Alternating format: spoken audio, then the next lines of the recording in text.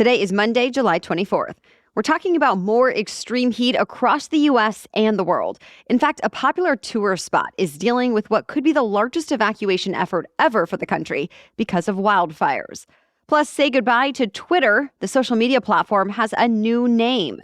How a new study says exercising only on the weekends could impact your health. And why it now costs about the same to buy a new house or an old one. Those stories and more news to know in today's episode. Welcome to The Newsworthy. All the day's news in around 10 minutes. Fast, fair, fun, and on the go. I'm Erica Mandy. Thanks so much for being here. You ready? Let's do this. As the days, weeks, and months go on, it's looking more likely this will end up being one of the hottest summers of all time. The federal agency NOAA says the U.S. has seen more than 13,000 high-temperature records and more than 15,000 low-temperature records set or tied just so far this year. An intense heat wave has already impacted the southern U.S. for more than a month so far. And forecasters say it's set to continue well into August for tens of millions of Americans from the southeast to the southwest. At times, it's expected to expand into the plains, Midwest, and South Central states, too. Temperatures have also hit record highs in the oceans, especially around South Florida, where the waters are in the mid-90s. NOAA issued its highest level of coral bleaching alert for the area. And the ocean temperatures also impact conditions on land. Bottom line, we're in this for the long haul. So people are going to have to keep monitoring the forecast, limiting activity outdoors, drinking more water than usual, and so on.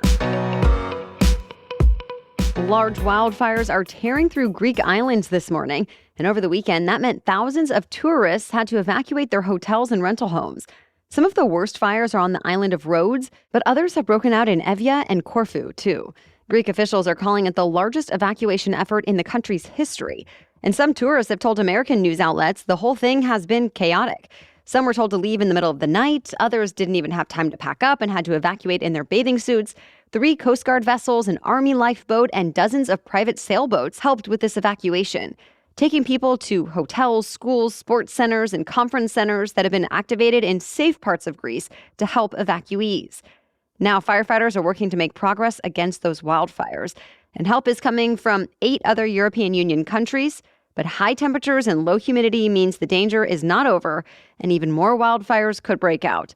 Heat alerts are in place over other parts of Europe as well, like Italy, Croatia, and Serbia.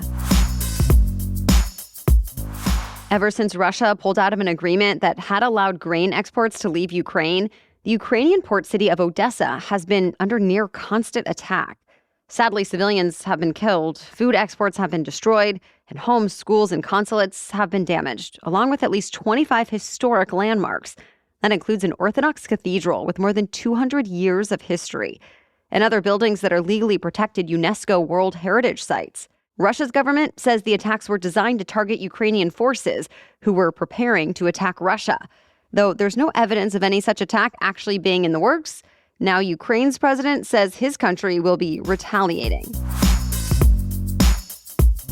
For the first time, an American Navy vessel has joined active service at a port outside the United States. The U.S. commissioned a warship in Sydney, Australia over the weekend.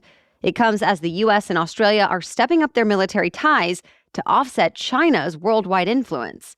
Already, the 2 countries and 11 others are holding military exercises around Australia from the land, air, and sea. Meanwhile, an American nuclear-powered submarine arrived in South Korea this morning. A pretty big boost, especially considering just last week, another American nuclear-armed submarine made port in the country for the first time in 4 decades. They're meant to deter North Korea, which has been threatening nuclear attacks. The North has made those threats before, but now it's also stepped up the missile launches. The country has test-fired about 100 missiles since the start of 2022. The U.S. Navy could have a historic new leader soon. President Biden nominated Admiral Lisa Franchetti to lead the military branch. And if she's confirmed by the Senate, that would make her the first woman on the Joint Chiefs of Staff. Biden's defense secretary had actually recommended someone else. But after Franchetti was announced as the nominee, Secretary Lloyd Austin praised the decision, saying, quote, "She will continue to inspire all of us." Franchetti is already the Navy's number 2 officer, so her nomination wasn't exactly a surprise either. But now her nomination is likely to join the list of hundreds of military promotions that are being held up by a Republican senator who's blocking all confirmations. Remember, it's all in protest of a Defense Department policy that pays for travel when a service member has to go out of state for an abortion or other reproductive care. But no matter what happens, Franchetti will become the top official in the Navy when the current chief retires next month, as planned. We have much more news for you still ahead. But first, this episode is sponsored by BetterHelp. When I first started this podcast and the business that supports it, I had a lot of excitement, but also some doubts. It was a big risk to leave my established career in TV news, and it felt like a bit of a roller coaster ride from one day to the next. Well, that was around the time I realized that therapy can be a huge help. It helped me to continue to trust myself, even in those challenging moments, and still move forward with confidence. Yes, therapy can be helpful for a lot of different things, from careers to relationships and beyond, and is not just for those who have experienced major trauma. If you're thinking of giving therapy a go, one option is called BetterHelp. It's entirely online, designed to be more convenient and accessible. So just fill out a brief questionnaire to get started, and you'll be matched with a licensed therapist. And keep in mind, you can switch therapists anytime at no additional charge. Let therapy be your map with BetterHelp. Visit betterhelp.com/newsworthy today to get 10% off your first month. That's BetterHelp, H-E-L-P, betterhelp.com/newsworthy. Are you a so-called weekend warrior? That's the name that's been given to people who generally sit at a desk all week and then go and do serious exercise on the weekends. Well, the American Medical Association published a large new study that says that's actually okay, at least for heart health. Researchers compared people who exercise throughout the week to those who pack all their activity into the weekend. And they found in both groups, the risk of heart attack, heart failure, and stroke go down by about the same amount. The lead study author says no matter what, adults should aim for at least 150 minutes of moderately intense activity a week. But he says you can go ahead and do whatever schedule works for you, whether that means a couple of long workouts or lots of short ones. Not every doctor agrees with this analysis, though, especially since there's more to exercise and health than just the impacts on heart health. But one thing almost everyone does agree on is any activity typically is better than none. The world is saying goodbye to a music legend whose professional career spanned 8 decades. Tony Bennett died at 96 years old. He had his first top-selling single in 1951 with Because of You. Bennett went on to have more big hits like The Best Is Yet to Come, Rags to Riches, and I Left My Heart in San Francisco. And as recently as 2021, he had another hit album with Lady Gaga called Love for Sale. Bennett won 20 Grammy Awards and performed for every president from Dwight Eisenhower to Barack Obama. And Frank Sinatra once called him the best singer in the business. He and his wife also formed a nonprofit group called Exploring the Arts to support and fund arts education in public high schools. And along with Bennett's legacy, that nonprofit lives on today. Some of the top tech companies in the world are promising to make artificial intelligence safer and more secure. President Biden met with representatives from Amazon, Microsoft, Meta, Google, ChatGPT creator OpenAI, and more. And at that meeting, they made a series of commitments.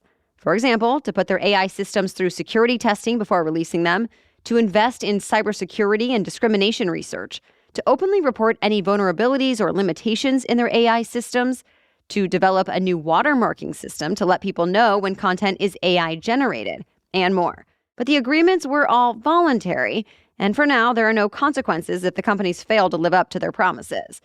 The Biden administration also says it's working on an executive order to address some of the risks posed by AI. This is something Congress has been talking about as well. But so far, at least, no specifics on what compromises lawmakers might be able to come to. So stay tuned. Say goodbye to the famous blue Twitter bird. Yeah, Twitter owner Elon Musk has decided to change the social media network's logo and name to just X. And already, when you try to go to x.com, you get redirected to Twitter. Though at this point, it's not exactly clear what we're going to start calling tweets and retweets. Musk even asked his followers for input on that one. Already, the new CEO, Linda Yaccarino, is embracing the new name, saying it's a, quote, second chance to make another big impression. And she says the new name is just the start. The, quote, X will connect us all in ways we're just beginning to imagine. The company says you'll start seeing the blue birds go away and the X's appear as soon as today. Barbenheimer was expected to do well at the theaters with what seemed like the whole internet getting with the trend to have a Barbie and Oppenheimer double feature. Well, after all that hype, both movies ended up doing even better than expected. In fact, Barbie even broke records, making $155 million in the US and Canada on opening weekend, making it the biggest opening of the year. It also broke the first weekend record for a movie directed by a woman. Oppenheimer, meanwhile, was released in fewer theaters, but it still brought in $80.5 million, which is one of the best starts ever for an R-rated biographical drama. Both movies also scored well with critics and audiences. And with that, even more people are expected to see what all the fuss is about next weekend. That's it for the main news, so now it's time for Money Monday, when we talk about one interesting money-related news story. But first, a break to thank our sponsor, AG1. So of course, I hope you've made this podcast part of your everyday routine and that you feel more informed and have better conversations because of it. But now, if you're looking for a new simple daily habit to add into that could help you feel boosted energy and that you're giving your body the nutrition it craves, then consider AG1. That's at least how I feel now that I drink AG1 every day. I drink it before I've eaten anything else, and it makes me feel like I've set myself up for success for the rest of the day. With this one step of mixing a scoop of AG1 and water, maybe some ice and lemon juice, I immediately am signaling to myself that I care about my body, I care about my health, and that I want to feel good and energized today, and that I'm willing to take the necessary action.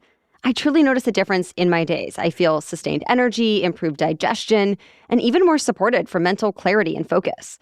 So if you're looking for a simpler, effective investment for your health, try AG1. And you can get 5 free AG1 travel packs and a free 1-year supply of vitamin D with your first purchase.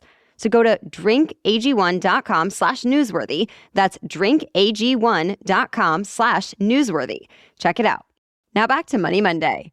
So here's an interesting development in the housing market. New data shows the median price for an existing single-family home in the U.S. is basically the same price as a newly built one. Both come in at about $416,000.